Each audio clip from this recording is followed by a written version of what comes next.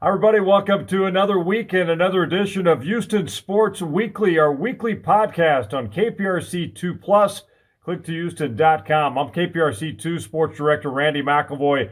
Great to have you with us as we talk sports for another week. And I tell you what, this is a very busy time on the sports scene in the greater Houston area. So much is going on right now. And of course, March Madness leads the way. We have hit the Sweet 16 round. As you're watching or listening to this week's Houston Sports Weekly podcast, we have reached the Sweet 16 round, and that means the Houston Cougars are still alive and well in Kansas City as they begin their trek to hopefully landing at the Final Four here in Houston very soon. It begins with a Sweet 16 date against Miami coming up Friday night in Kansas City. We're going to dive right into it. Listen in to head coach Kelvin Sampson on his weekly media session. If you're not a coach, you probably wouldn't understand it. But you can replicate that in practice, just like you can replicate pressure situations with free throws. They'd rather make a free throw than have to have the team do this or do that. Sometimes there's a lot of pressure on making a free throw in practice.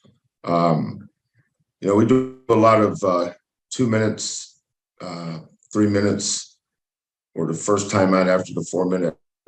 And here's how we're going to play. Here's what we're going to run. We put 2 minutes and 38 seconds on the clock. Red team has the ball. They're up 2. And if they lose, they have to run 2 shuttles. You better have some poise at practice. So you got a lot of people counting on you to execute. Do the right thing. So poise is something you can see when nobody else is around, just like how we prepare. We prepare when nobody's looking. So when everybody is looking, we're ready. Now, that doesn't mean the ball's always going to go in. The other night when our last game when Jamal and Marcus got 4 fouls, there wasn't any panic. We kind of knew what we were going to do. And it's not like I had a million choices. We weren't going to give the ball to J1 at top of the key and say, go work your magic, Juan. He has no magic. Jarris was an option, but Jarris is not going to get a clean shot. He was always going to have to make a hard shot. Whereas Tremont is our best ISO player. And we've used him many times this year in those situations, just not like we did the other night. When you have Jamal and Marcus on the floor, you see it in pieces. When they're not on the floor, you got to see what he's really good at. And fortunately for us, he stepped up to the plate, made a lot of big shots. We're not going to do anything different in our 37th game. What's changed is how many people's on this board in front of me. Good Lord. But at our 22nd game, I don't know who we played. There was nobody here but the regulars. So things change around us, and rightfully so. It's NCAA tournaments, March Madness, Sweet 16. But it's a moment. It's a moment in time for all of us. And our focus is stay in the moment. I've got my practice plan over here on my board. I've got my notes that I want to get across in a film session. But that board is no different than playing Tulane a month ago or playing Tulsa 3 months ago. I do that for every game. So this is our next game, and that's how we approach it, and we stay in the moment. And they run an offense that you can tell how good a coach Larinaga is in the way he lets them play in space. He doesn't, very similar to how we played with Tremont the other night. He puts his best players in a position to be successful, and he lets them play. You can tell they have great freedom. Their shot selection is the shots they like to get. Sometimes they're contested, sometimes they're not. Doesn't matter. They can make them either way. And then Omer, I think you need a player that doesn't demand the ball all the time. He's going to give you great effort regardless whether you throw it to him or not. And you call those guys winners, and I think Omir's the ultimate winner. Poplar reminds me a little Tajay Moore. He has that kind of athleticism. He can make a play with his athleticism just by playing hard. So Pac, Wong, Poplar, Miller, Omir, you can see why they're the ACC champs. They're good. They're probably the best offensive team that we've played this year at all 5 positions. Omir can score, but he impacts the game more with his rebounding. But you got to watch him on that block too. So I like their team. There's very few teams that we've played that I'd like to go see as a fan. This is one of them.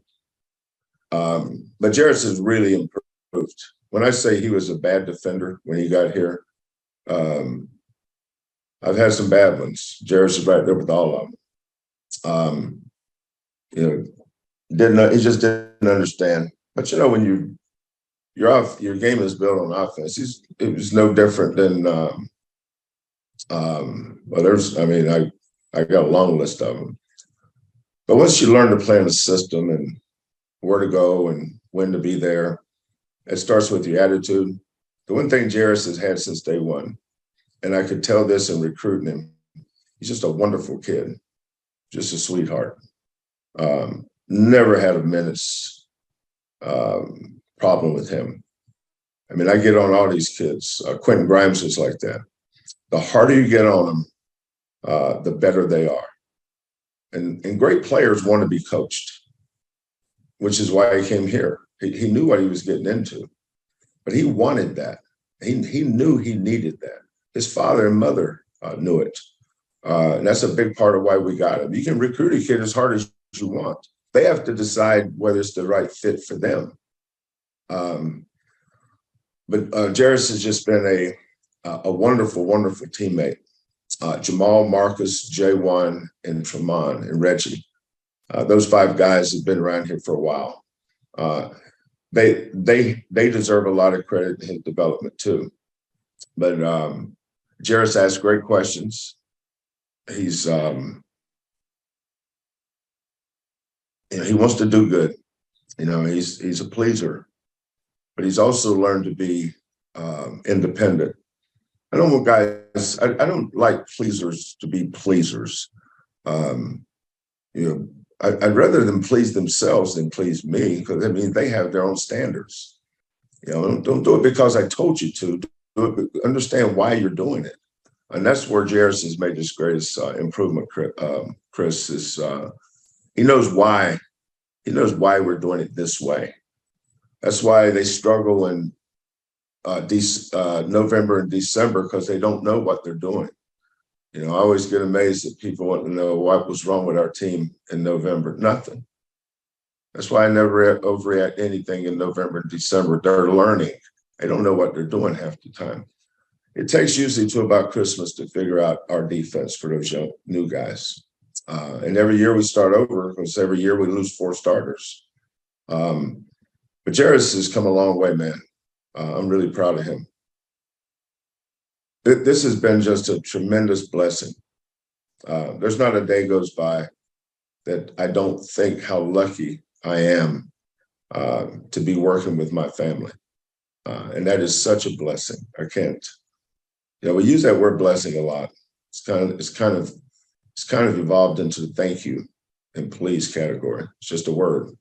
But for me, it's a blessing in its pure sense.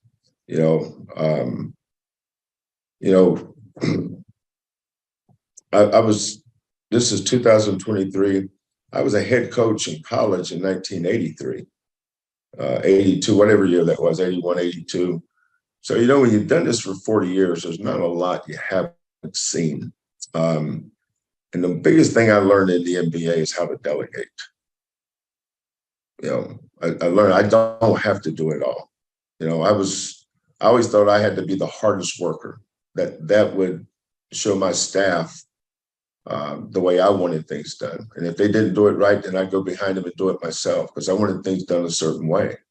But Kellen and Lauren, they know your idiosyncrasies.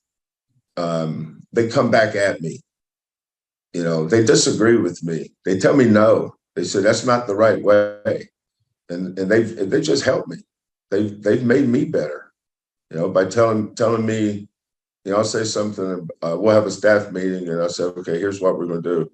And right before I'm finished, Lauren's got her head down doing this. I go, what's wrong, Lauren? She said, we can't do it that way. This is what this school's doing, and this is what this school's doing. And I said, well, explain it. And she said, I go, okay, you're right. The old guy has no idea what's going on half the time. But when you got a staff that's competent and that's striving to get better, and that's the atmosphere that I want. I want an atmosphere where everybody's always on edge to find out a part of our program that you can make better. And Kellen has really elevated this program in his way. Lauren has really elevated the program in their way. And the thing that I had to teach them both was how to say no and understand that you're right and stand up for that. Just because somebody disagrees with you, that's okay. That's okay. When you're coaching a team or running a program, you have to deal in facts. You can't deal in opinions. You're not going to get anywhere with based on somebody's opinion.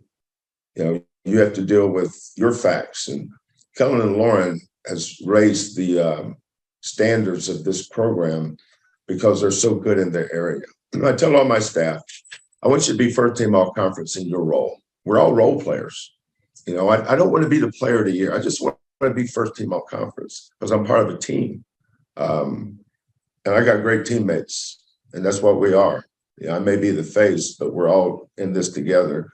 These guys don't work for me. They work with me, and I'm honored to be working with them. Well, great to hear from head coach Kelvin Sampson. Again, what a job he has done with this program.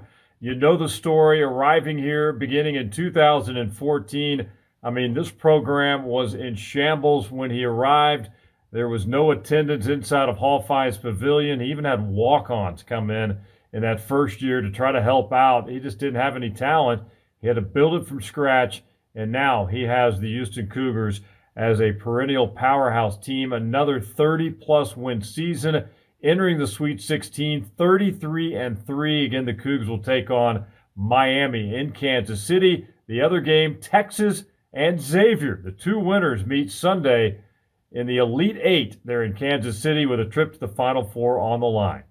We're going to take a break here on Houston Sports Weekly. We have much more coming up. Ari Alexander will handle segment 2 when we come back.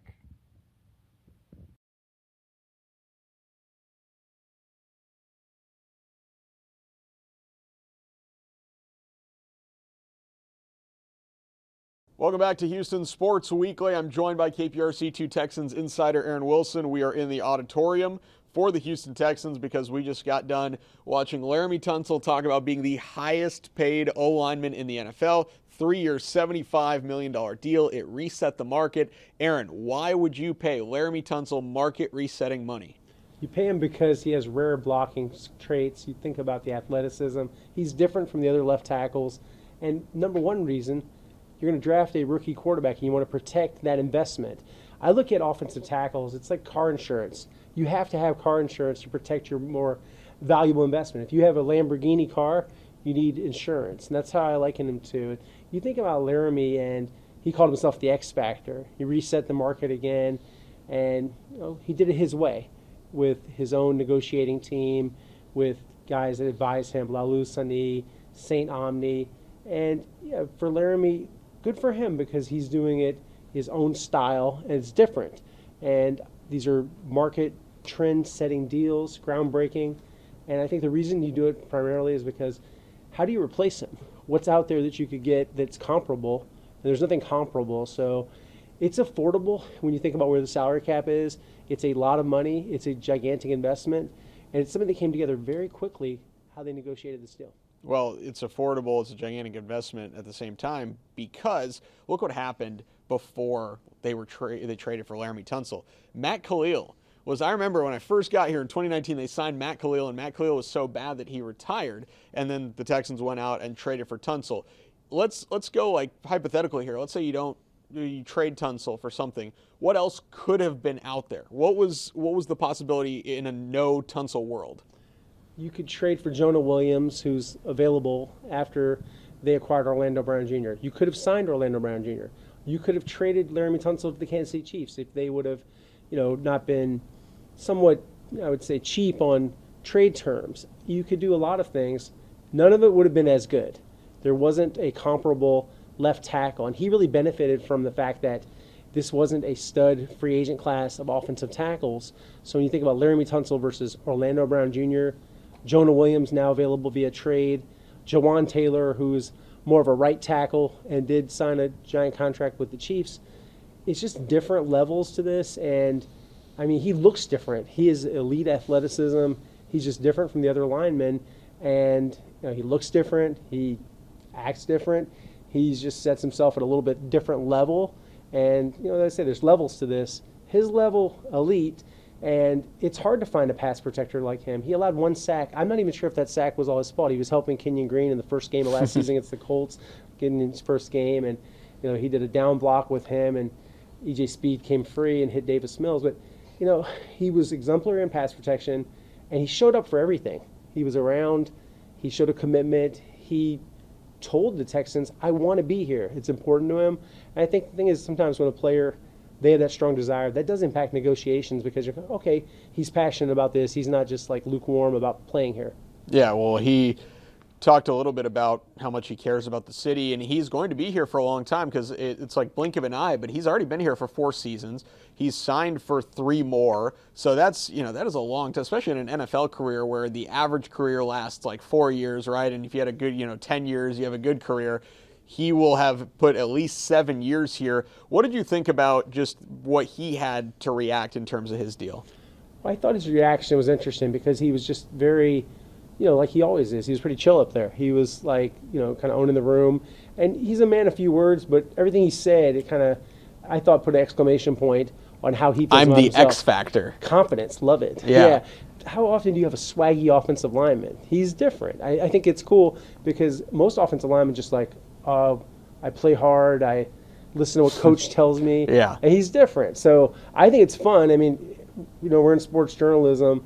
If anybody's a little bit different, has a little bit different take, has confidence and can back up their words, I think that's cool. That's where the era we come from, where if you can back it up, it's okay to be that way. So tell me about the article that he mentioned. And it's his pinned tweet. It was like very good starter or whatever. And he took offense to that, which like he got called a very good starter, and his level of belief in his play is so high that very good starter is so offensive to him that he built his whole like plan of improvement around this article. So tell me about the article. Right. It's a narrative. I don't even remember who wrote this thing, but someone definitely said it. Pretty good. Yeah, pretty great. Yeah. To call him pretty good is kind of, to him, that is damning with faint praise. So, yeah, Laramie Tunsil, you always look for motivational fuel. He found it on the internet and social media, and he's a big social media guy. So I think it just motivated him even more. But he's always had this high standard. The guy trains very hard. He's always in good shape. He takes pride in being fit, and he takes pride in his game and working on his pass sets and, how he works on his fundamentals, and he's a hard-working football player. I know everybody thinks, well, he's kind of flashy, that kind of thing. Well, yeah, but he also puts in the time. There's a sweat equity aspect to it, too. Man, it means a lot just to be in this position with this organization for the second time, becoming the highest paid for the second time. It means a lot. Man, H-Town, I'm glad to be here with H-Town for another 4 years. It was very important to stay here because I consider this home. I built a relationship with the coaches. I built a relationship with the players.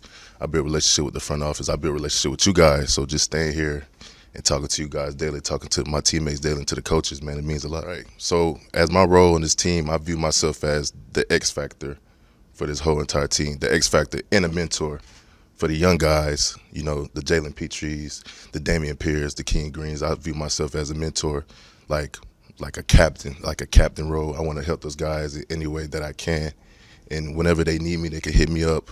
If they got any questions, they can hit me up. Like, I'm here for those guys. I'm here for this team. I'm here to contribute to the team and help them win games also. That was my biggest thing was staying with the Houston Texans. I believe this organization is going to turn around quickly, actually. This organization is on the uprise, especially getting a guy like D'Amico Ryans to come in this building, you know, a young energy guy, younger coach, and he was actually a player here too. So getting a guy like that to come in this building means a lot. So we're trying to get things turned around. It means a lot. It means a lot for the team to believe in me, especially coming from this organization that has unbelievable players, J.J. Watt, Andre Johnson, Vince Winford, the Cushions. Like, it means a lot to me that this organization believed in me and gave me another shot, another 4 years to, you know, contribute to the team. First and foremost, the free agents that Nick signed, man, he's cooking right now. He's really cooking. He got some great players coming into the locker room to also contribute to the team and help them win. And speaking of the draft, like what you say, we have 5 picks, 11 picks in the draft, man. The sky's the limit for us. Like, we can really get this organization back on track and get it rolling. I believe in Nick in the front office to draft the best player in this draft and to help us win games. So I'm very excited, whoever they pick at the number 2 pick and the number 12 pick, to come in here and help us win games. I'm excited. I'm ready to get it done. Like I said, I view myself as an X factor for protecting and a mentor for those guys, whoever come in. You also have a draft coming up here, 5 picks in the first 75, a 2nd overall pick, a 12th overall pick. And we've talked probably way too much about the draft because of how high the Texans have picks. But when it comes to what they're doing in free agency, what they just signed Denzel Perryman. 1, what does Denzel Perryman bring in? 2, what else do you have left? What spots do you need to fill? Because this is a team with a lot of holes. Right. Inject some toughness with Denzel Perryman. 1-year deal. I think it's not even more than $4 million. We're waiting for the details on that one. Denzel was a Pro Bowl linebacker, and you know he's one of these guys who's a thumper. And I think they lack that. So to have Denzel in the house, I think it really does add something. They had to get comfortable with his medical. He tore his labrum, and he's going to be cleared by April. And that's what I think cost him getting a 3-year deal or a 2-year deal, so it's plays on a 1-year contract. But he adds something, and that's something, if you think about the run defense, it was not exactly the hardest hitting bunch that Christian Harris occasionally would smack somebody, but they needed that. And he's very experienced. He's age 30. He's been playing in the NFL for a long time, and it makes me wonder, you know, is it going to be him, Kirksey, and Christian Harris? Is Kirksey going to be a part of it? They've told him they expect him to be here, and so we'll see how that works with Denzel Perryman's presence now. What about the other spots they need to fill? They have sort of a limited amount of money left for free agency. There's going to be a lot of capital going toward the draft. But if you have, 1, how many spots do you think they can afford to fill? And then what spots do they need to fill? They have a lot of room. They need a kick returner. Steven Sims from the Commanders is of interest to them, so that's one to keep an eye on. Hasn't been a fast deal. I think he lives here. Yeah, I think he does. There's a wide receiver, also lives here from Prairie View A&M, Kadero Hodge. And so he visited, and he's of interest to them. He's more of a special teams guy, but he can also be a 4th receiver. So he's got some production. He played for the Browns before. So those are a couple spots. They added a backup center in Michael Dieter. He'll compete with Scott Quesenberry. I'm sure they're going to draft a center. Yeah. And there's really not a lot of, you know, they're kind of sifting through. Denzel Perryman's one of the better players that was still left out there. But there's others. You know, I don't think they're going to involve with DJ Shark. That would be good if they did. But I have not heard anything connecting the Texans to a big-name receiver. And they traded their wide receiver, Brandon Cooks, and that was quite the saga with Cooks. I talked to Cooks before he headed up to Dallas, and he was overjoyed and he appreciated it. He said, Nick Caserio, man of his word. Laramie Tunstall, a different word for Nick Caserio. It's cooking. He's cooking with gas, man. Yeah. Yeah. I think he's made some good moves. I think it's been solid. Yeah, he's had some money to spend, and he's been more aggressive than he was in the past, not just, you know, only with these small deals. Some of these contracts are pretty decent, like Sheldon Rankins, and you think about Robert Woods. They really need Robert Woods to pan out. He's got to have a revitalized kind of year. If some of these moves work, then maybe you extend some of these guys. But there are a bunch of 1-year deals.